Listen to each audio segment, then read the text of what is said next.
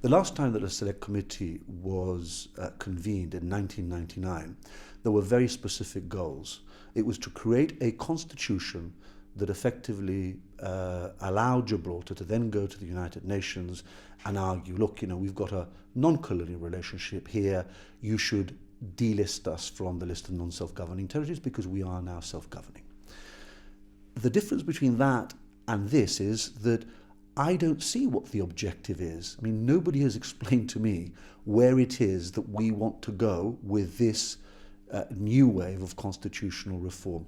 And I think that's got to be sorted out first. But isn't this the sort of thing that would be sorted out and outlined in the Select Committee? No, I'm sorry, I don't agree with that. I think that before convening a Select Committee, there has to be a meeting between the Chief Minister and the leader of the opposition, or members of the government and members of the opposition, to explain what the government's plans are. I mean, what is it that we're talking about? Because what the opposition is not going to do is be led blindly into a situation where we don't know what the objectives are. The Chief Minister has made clear that one of his immediate priorities for this year is the setting up of this committee in order to get the ball rolling ahead of the referendum in the UK. From what you're saying now, does this mean that the GSD doesn't want to go along with this process and doesn't want to be a part of it? No, I'm not saying that. I'm saying that, first of all, it's incumbent on the government to basically tell the opposition, as indeed members of the public, where it is that they envisage going with a question of constitutional reform. What is it that we mean by that? Is it devolution of further powers to Gibraltar that currently are held by the United Kingdom? Well, then what powers are we talking about? Or does it mean more fundamental constitutional reform? Look, I am totally against, for example, independence, which has been described. So is Mr. Picardo? Well, no, Mr. Picardo described it 12 years ago as the Holy Grail. I've never subscribed to the theory that... Well, that's 12 years ago. More recently, he said that he's ruling out independence also. Yes, but you see, this is the problem. I don't know what is going through his mind. And whilst you may rule out independence, nobody's going to be asking for independence now, but you may set Gibraltar on a road to independence. Well, it seems, as I was saying earlier, that the GSD and certainly you personally are rather sceptical about the need to embark on a process of constitutional reform right now. Is it the view of the GSD that the constitution as it stands is perfectly all right, that there's no need to amend it or tinker with it in any way? Well, our position is very clear. Our position is that this constitution grants Gibraltar the maximum level of self-government short of independence. Beyond this constitution, there is only independence.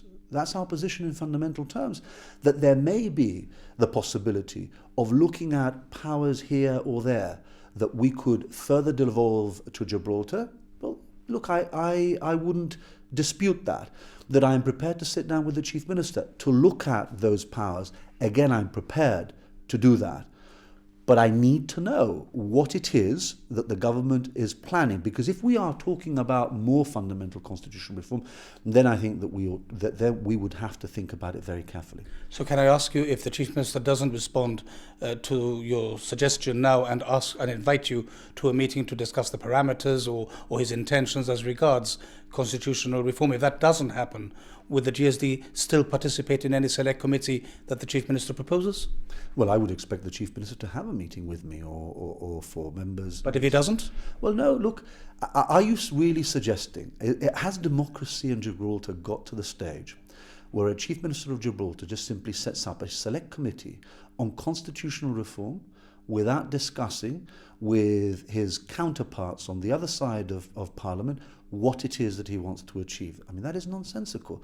Of course I would expect him to be reasonable and for common sense to prevail, and for those meetings to take place before the select committee is actually convened. I'll try it one more time. If despite everything you've said, the Chief Minister doesn't meet with you to discuss this, and of course Parliament is due to meet next week, it may come up there. If he doesn't agree to this meeting that you're requesting, would the GSD participate in a select committee on constitutional reform, or would it not? We would have to cross that bridge when we get to it, and we would have to consider all the circumstances, all the arguments put to us, and then make a decision. I'm not the kind of person that actually makes decisions on the hoof, and I'm certainly not going to make a decision on this just simply because you're posing this particular question. So we will make a decision when we get to it.